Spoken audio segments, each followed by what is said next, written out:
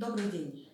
Директор коммунального государственного учреждения Приуральный комплекс школы детский сад Канатбаева Гульнара Кинжалиевна. Из-за распространения коронавирусной инфекции в стране на весенних каникулах МОН приняло решение перевести всю систему школьного образования на дистанционный формат обучения. И уже начиная с этого времени началась подготовка. Конечно же, такая система обучения нам не знакома, и мы встретились с некоторыми проблемами. Так как в селе у нас слабая скорость интернета, выяснилось, что данное обучение возможно посредством телевизионных каналов «Балапан» и «Елярна» как дополнительный ресурс, и основная работа будет проводиться через мессенджер WhatsApp.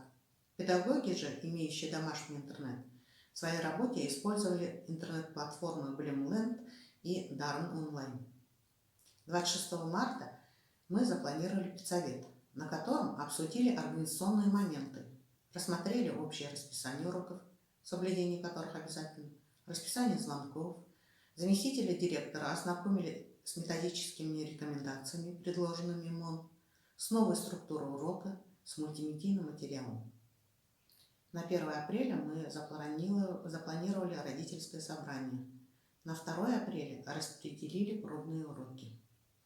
На родительском собрании провели разъяснительную работу по новому обучению, предложили купить приставку ОТАУ, а также настроили родителей на совместную работу. Они с пониманием отнеслись к данной ситуации. Для организованной работы учащихся и облегчения работы классных руководителей, так как они еще являются учителями-предметниками, были назначены помощники из числа менее загруженных учителей, учителя художественного труда, физкультуры, самопознания и так далее.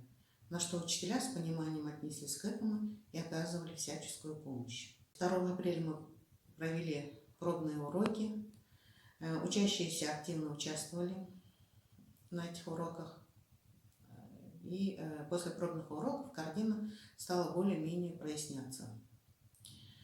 В первую неделю, конечно же, были затруднения, как и для учащихся, так и для педагогов и родителей. Администрация школы все время была на связи, узнавали, какие проблемы возникали, и решали их. Воспитательная работа тоже проводилась по плану. После первой учебной недели сделали анализ, пересмотрели некоторые моменты, расписание уроков, убрали звонки, сократили учебные задания, обратную связь объединили по учебным целям и продлили время предоставления обратной связи. Со 2 недели работа стала постепенно налаживаться. В результате 4-я четверть закончили с неплохими результатами и подвели итоги 2019-2020 учебного года.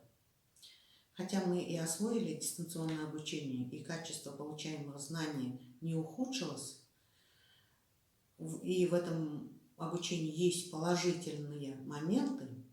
Во-первых, учащийся высыпается, спокойно завтракает в домашней обстановке, а затем подключается к занятиям. Они у него могут начаться и в 10 утра. Во-вторых, такое обучение предполагает индивидуальный подход. Каждый ребенок может задать вопросы учителю лично. В-третьих, родители могут видеть, насколько ребенок включен в образовательный процесс. И все же хотелось в сентябре начать новый учебный год в обычном режиме. Хочется пожелать всем крепкого здоровья, хорошего лета. Спасибо за внимание.